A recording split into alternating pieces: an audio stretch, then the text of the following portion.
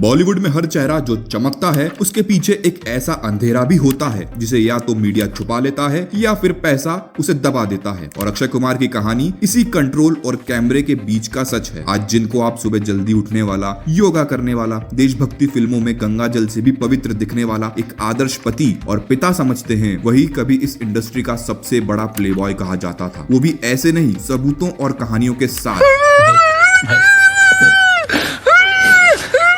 नहीं भाई,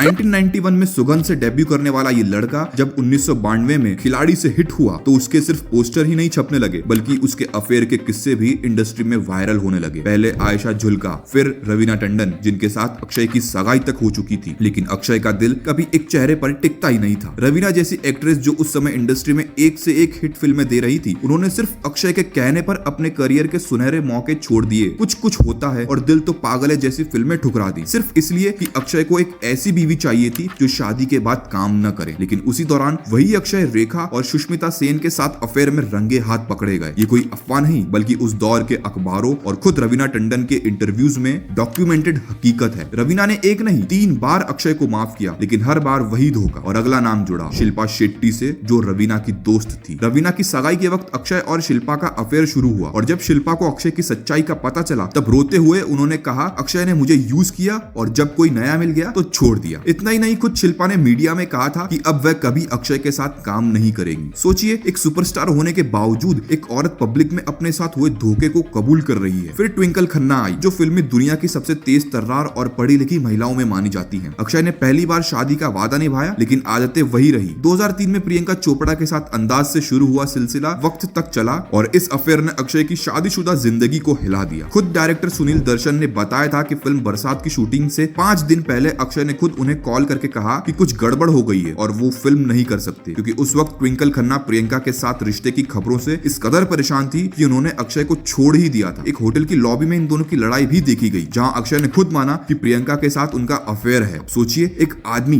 जिसने एक नहीं, 2 नहीं बल्कि 3 औरतों के करियर, इमोशंस और मेंटल हेल्थ के साथ खेला, आज वो देश को डिसिप्लिन का पाठ पढ़ा रहा है। क्या यही है हमारा हीरो? क्या एक्ट्रेस का करियर और सम्मान सिर्फ इसलिए बर्बाद हो सकता है क्योंकि सामने वाला आदमी एक बड़ा स्टार है? क्यों इंडस्ट्री ने उस वक्त अक्षय को नहीं रोका? क्यों ब्रेकअप्स के बाद भी उन्हें क्लीन इमेज दी गई? क्यों रवीना की चुप्पी को कमजोरी समझा गया? और क्यों शिल्पा की आंखों के आंसू टीआरपी नहीं बने? असल में ये कहानी सिर्फ एक आदमी के धोखे की नहीं है, उस इंडस्ट्री की कहानी है जो एक मेल स्टार की गलतियों को लव अफेयर कहकर ब्यूटीफाई कर देती है, जबकि एक्ट्रेसेस को ड्रामेटिक बोलकर साइडलाइन कर देती है। और जब कोई actor wellness icon, nationalist hero या फैमिली मैन बन जाता है तो लोग उसके पीछे के सच्चे किरदार को देखना ही बंद कर देते हैं। अक्षय कुमार की जिंदगी सिर्फ सेट्स और स्क्रिप्ट से नहीं बनी, वो इमेज मैनेजमेंट का मास्टरपीस है, जहां स्कैंडल्स को चुपचाप पीआर से मिटा दिया गया और देशभक्ति की फिल्मों से खुद को एक आदर्श ब्रांड में बदल दिया गया। लेकिन सच हमेशा छुप नहीं सकता, खासकर तब नहीं जब दर्जनों रिश्ते, करियर और इमोशंस की राख उस ब्रांड के नीचे दबी हो। अब वक्त है कि लोग सिर्फ जिम और पंक्चुअलिटी के पीछे नहीं भागे, बल्कि एक स्टार की पूरी कहानी, उसका शैडो साइड भी समझे, क्योंकि परफेक्ट दिखने वाले लोग भी अंदर से अधूरे हो सकते हैं। ये स्क्रिप्ट उस चुप्पी की आवाज है जो सालों से दबाई जा रही थी। अब जब सवाल उठने लगे हैं तो जवाब भी आने चाहिए, बेबाक, बिना पर्दे के, जैसे हैं वैसे।